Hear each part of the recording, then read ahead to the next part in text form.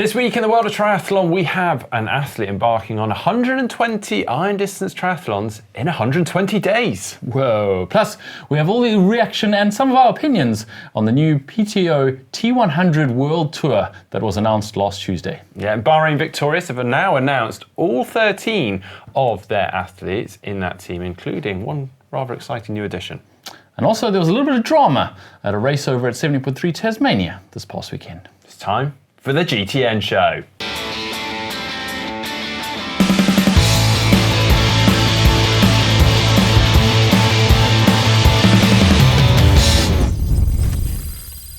Okay, kicking off with Reacts things we've spotted on social media this past week. And I'm going to jump in with this one, James. Spotted this on the Santara Tech, the group that sort of look after Christian and Gustav and various athletes.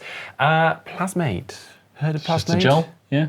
Well, it may look like that. It is apparently a liquid plant-based blood health adaptogen with natural anti-inflammatory and antioxidant properties. You're going to have to give that to me again.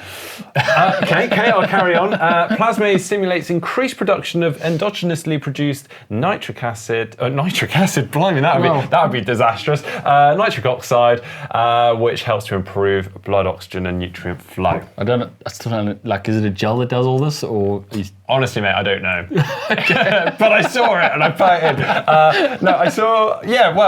I mean, if Gustav and Christian are using it, I'm sure it's pretty good. But when are they using it? Is it like something you take throughout training? No, apparently it's pre and post. They will still be using their Morton gels for during. So it's like a food supplement kind of booster thingy, right? Yeah. Okay. Well, Yeah. Mark's going to do a bit more research. Yeah, I'll do a bit more research. Yeah, moving swiftly along. Flora Duffy actually posted this pretty interesting little insight. She's got a company called Apex Group Limited who have supported her looking at her carbon footprint. Now, as we were saying off camera, it's pretty easy to predict that a professional triathlete's carbon footprint is going to be a little bit higher than your normal person's. They looked at Flora's 2022 where she traveled the world all over the place. I mean, just the list here of her air travel. Yokohama, Leeds, Montreal, Hamburg, Birmingham, Slovakia, Dallas, St. George, Bermuda, Girona, Abu Dhabi, London, Bermuda, South Africa.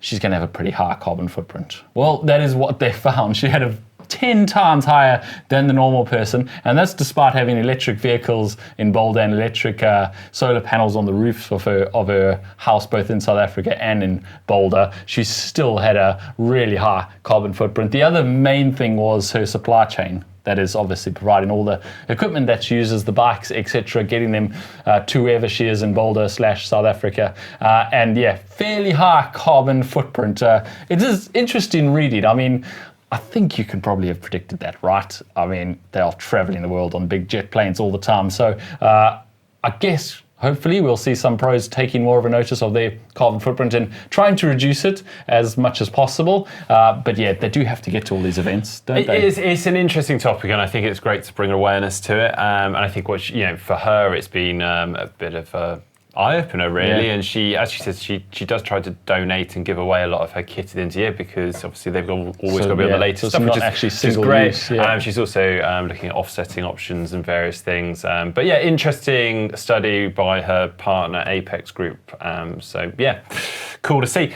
Moving on and kind of picking up on this one a little bit actually, because a couple of weeks ago we discussed some of the new members joining the Bahrain Victorious team. Normally 13 members, as it still is. I think we left off with Joe Skipper. Yeah, I think it was number 7. That was the first 7. It was Lauren Parker, Alistair Brownlee, Kat Matthews, Hayden Wild, Henry Schumann, Kate Waugh, and Joe Skipper. And now we have the rest of the 13. We do. So we've got Cassandra Beaugrand, Georgia Taylor Brand, not doing well on my pronunciation, Georgia Taylor Brown, Vincent Louis, Max Stapley. And another Max Newman. And then finally, 10-time Ironman, or 10-time world champion, Daniela Reef, making up the 13. It's a pretty stacked team, isn't that? There's some great additions this year as well. It's quite There's exciting. Not really any team competitions in the world of triathlon, but maybe that's the next thing that the PTO can add to their T100. More about that coming up soon. And then there's also this one of Emma Pallant-Brown, who over in South Africa decided to jump into the South African National Time Trial Championships just because you can. why not? She said the first time racing an individual time trial, heaps of fun out there, and second silver in the elite women in the South African national champs. Well done to her. That's yeah. I mean, we've seen quite a few triathletes going and throwing their hand into TT champs, and second for Emma is a pretty solid showing. All right, now it's time for Tri News, and we're going to start with a little bit of discussion about the new PTO T100 Triathlon World Tour that was announced last Tuesday. Much fanfare and a lot of people talking about it. Yeah, it is a big thing. Let's not beat around the bush here. It's going to be a big thing. We had a couple of concerns before they announced it. One of them was that it could be undersubscribed by pros, and this is a big danger because you really need all of the top names to be in the tour. Otherwise, it could become like a sideshow on the side of the other season where the rest of the top pros are, etc. Mark also had some concerns that, let's be honest, for the last few years, there's been a lot of next big things announcements in triathlon, like this is going to be the thing. The Collins Cup was one of them that didn't really turn into anything and has actually disappeared now. The Clash Daytona with their money was a big one. The Arena Games, even Super League Triathlon is like, this is the new thing, this is going to be triathlon from now on. So a little bit cynical that was actually going to happen. Yeah, don't get me wrong, I get very excited about each, and I obviously come in very hopeful, but it's only so many before you start to kind of lose that enthusiasm. You're like, well, is it really going to be? But anyway, it seems they have got all the pros, all bar pretty enthusiastic about this the one. likes of Patrick Lange, Christian Blumenfeld. Yeah. So, is this another hype train? And what does this mean for the Ironman distance? Yeah, that is a big question, I think. What does it mean for the Ironman distance? Because until now, you've had short course and long course. And long course was everything from 70.3 or middle distance half Ironman up to Ironman. They're all in the same bracket under the same umbrella. And this, creating the T100 series, 100 kilometer, essentially divides the sport again into almost three arms. You now have short, then you have long, the T100, and then you have longer, which is the Ironman. And when you're talking about who's going to lose the most, I'm not sure the sport can handle three arms, three separate sports in one sport. I mean, it's hard enough having two separate sports in one sport. The Ironman is probably going to be the thing that suffers, right? I mean, they've notoriously difficult to hold their viewers for 8+ hours and keep it interesting. And that is exactly what the PTO have said that their main aims are, is to make it interesting, make it TV friendly.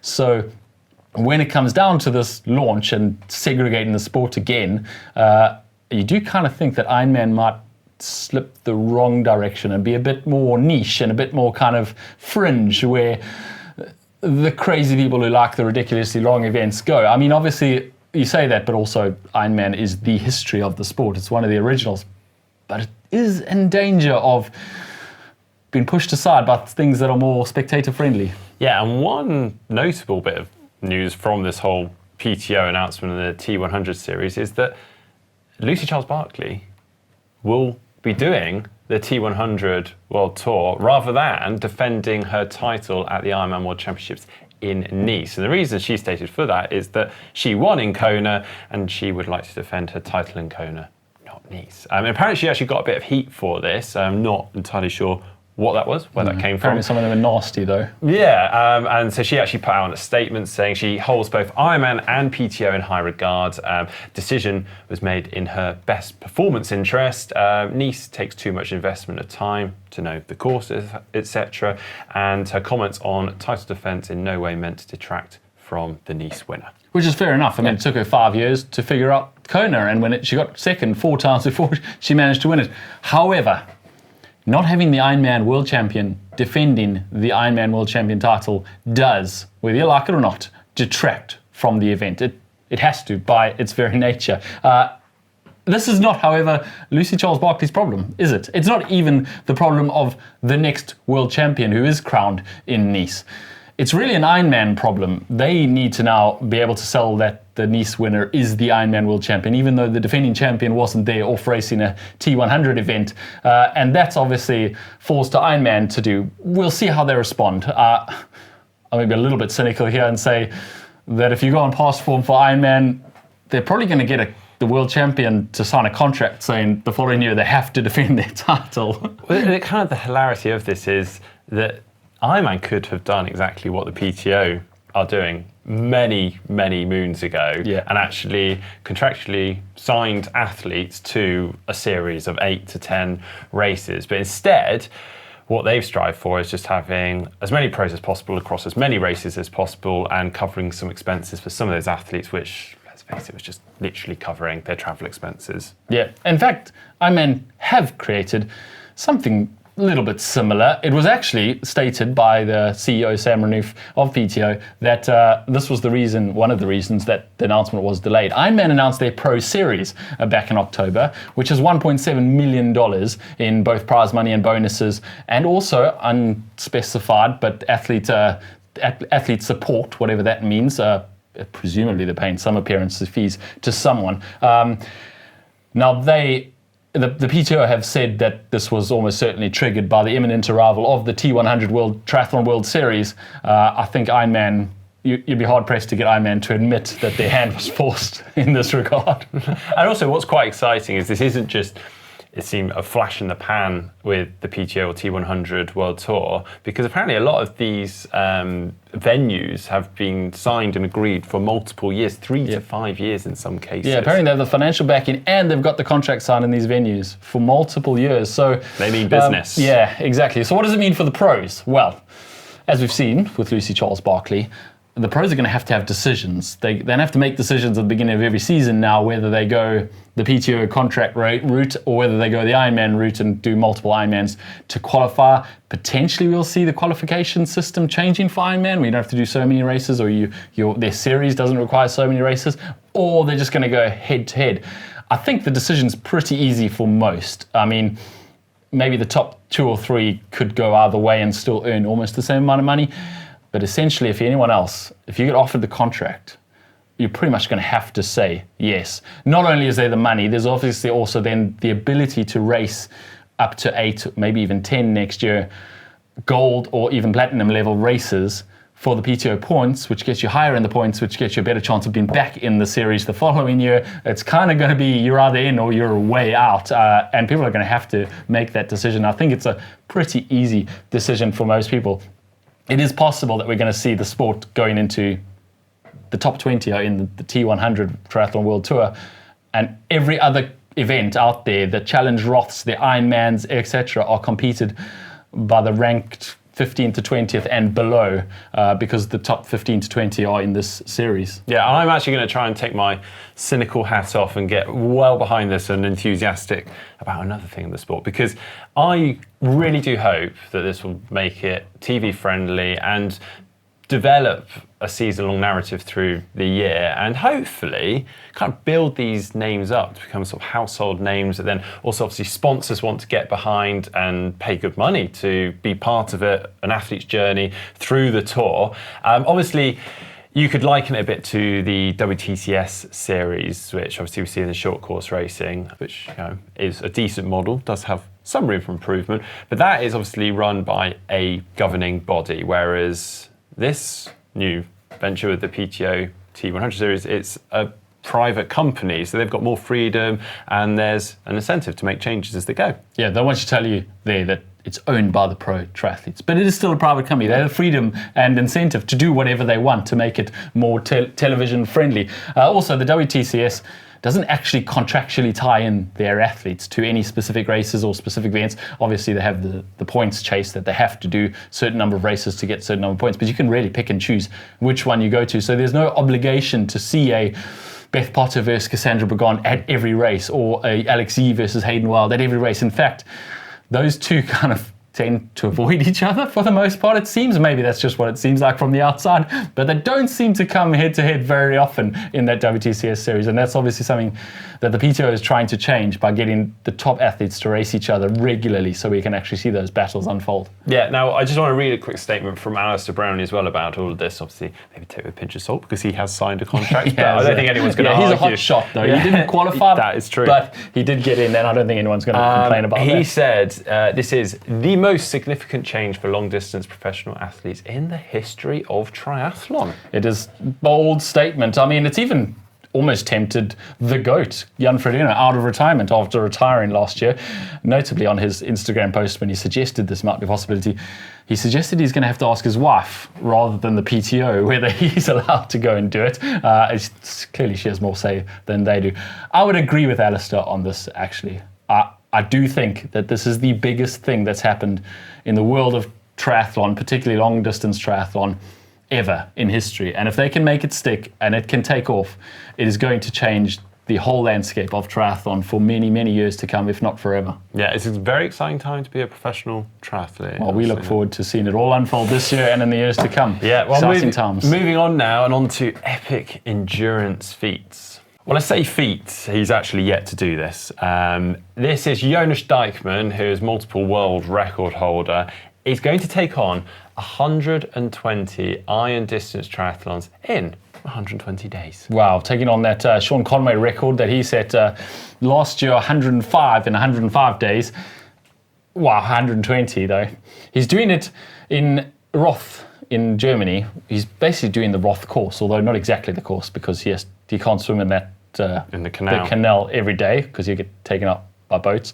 So he's swimming in the Roth Sea, but then pretty much staying on the Roth course every day for 120 days. He will actually do Challenge Roth on the 7th of July, halfway through his challenge on day 60, and then he'll have another 60 days. I mean, if it was me, I'd start on Challenge Roth because, I mean... But then it's going to be like winter closing in. True, but then he's also starting now, and I can't imagine that Rothsea Lake's much more than 13, maybe 14 degrees right now. Well, he's on 9th of May, so spring will hopefully have sprung, and he'll be fairly... Yeah. It'll be warmish, okay. I suppose. He's going to cover a total... if he does it, obviously, of 456 kilometers of swimming, 21,000 kilometers of cycling, and 5,063 kilometers of running over those 120 days. I mean, fingers crossed for him. That is a ridiculous challenge. Well, obviously, through all of this, he is going to be collecting donations for the Roth Youth Fire Brigade and Laureus Sport for Good Foundation. But yeah, we're wishing him all the best and absolutely getting behind him. And hopefully we can feature some of this for the channel because it's absolutely epic. We can probably get out there and do one or two with him, Mark. Will you put that out there? No? Mark? Yeah. Mark's not convinced. No, absolutely. And talking of Challenge and Challenge family, they have started in the last few years, hosting a bit of a party, kind of awards ceremony for their events. And they got all sorts of awards that they give out for internally for their events, but I thought I'd pick out a few notable ones because I think it's pretty cool for a company like them to do this. Race of the year went to Challenge St. Pölten in Austria, which is a really good one. Yeah, I've done that. Very cool. Best race venue, Challenge Peguera, Mallorca. Best new race, Challenge Barcelona. Mm-hmm. We'll have to get out to that one. Yeah. Best, and I thought this was good. Best after race food, which is obviously very important. Yeah. I'm going to see them all pick up that competition. Challenge Peguera Mallorca. Best video content. Now, you might find this one interesting, James. Challenge Samarkand, the race that you went to and produced a video from. So maybe that actually has some influence on it. Really liked my video, yeah. Maybe. And then most family-friendly, Challenge Kaiser Winkel-Wolschi in Austria, which I haven't done. Have you done that one before? I haven't done that one. I have been there. Heard good things. Yeah, good one. Now it's time for What the Tech. And this has not actually been released yet, but it's been spotted in the wild on the feet of French continental cycling team Nice Metropole's cyclists. It is apparently a new Ecoy pedal, but not just a pedal as you've imagined it, a whole redesign of the pedal and shoe interface. It's like this really long, wide, kind of boat-shaped pedal that clips directly onto the shoe without any cleat or anything underneath the shoe. So it makes walking a lot easier. It also allows them to make it like 8 millimeters lower, so the stack height is significantly lower than any other pedal and cleat system. You obviously have to get the shoe with the pedal, so details of that are still to come. They call it the Ecoy PW8 because apparently it saves up to 8 watts, and as we've seen, some pro teams are testing these out. Apparently even Ineos are testing this out, so we may see it being released soon. More details to come, but it is interesting because I mean, we've all been using the same pedal clip something attached to the bottom of your shoe for pretty much ever now, haven't we? Yeah, absolutely.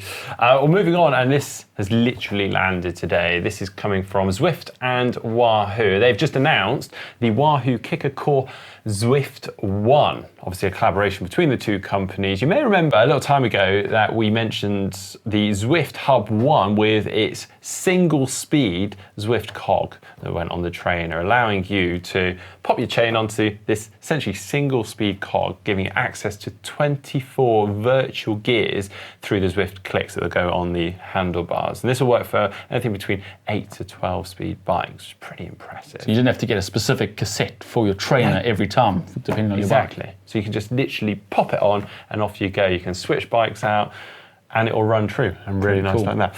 Now, the Wahoo Kicker Core Zwift 1, it's a bit of a mouthful, isn't it? It's available now, and it's available in the United States, United Kingdom and European Union for $599, £549 and €599. And it comes actually with a year Zwift membership. Nice. Speaking of trainers, we have a trainer to give away from TrueKinetix. Yeah, we announced this a couple of weeks ago, and we have the winner, the one lucky winner for the True Trainer 8.2, and it is Sinead Foley. Congratulations. We'll be in touch and getting that trainer out to you as soon as possible. Nice. It's a good trainer. We've been using it recently, and it's you're going to love it.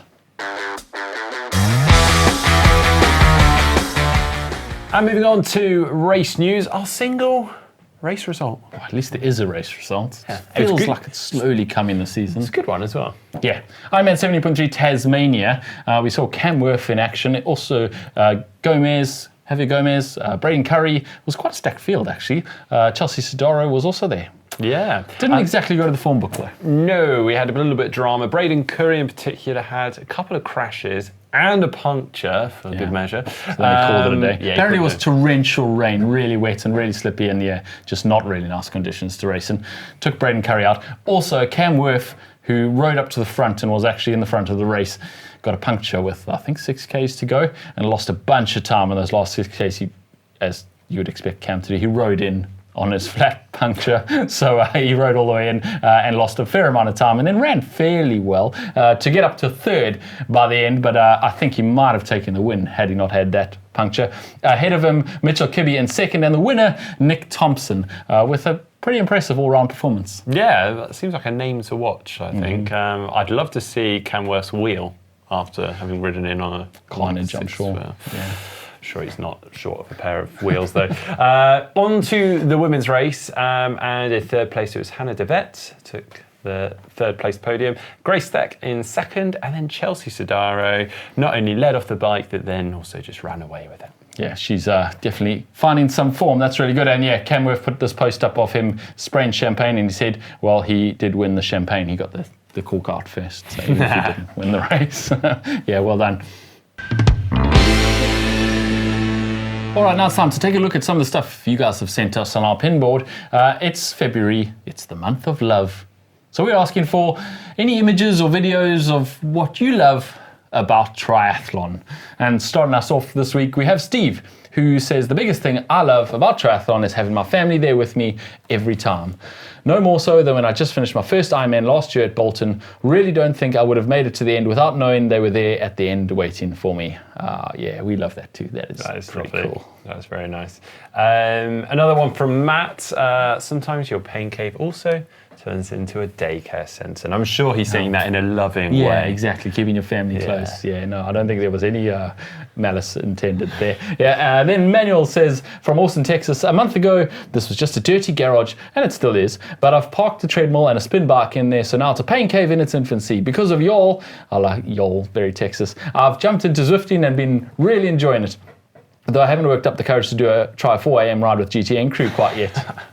Fair enough. Nonetheless, thanks for all the work you'll do and the motivation you give me in the process to get this crazy sport. Attending my first Olympic distance later this year. We look forward to seeing you upgrading your pain cave. I think you misunderstood when they said, put that paint on the wall. Next one from Jennifer.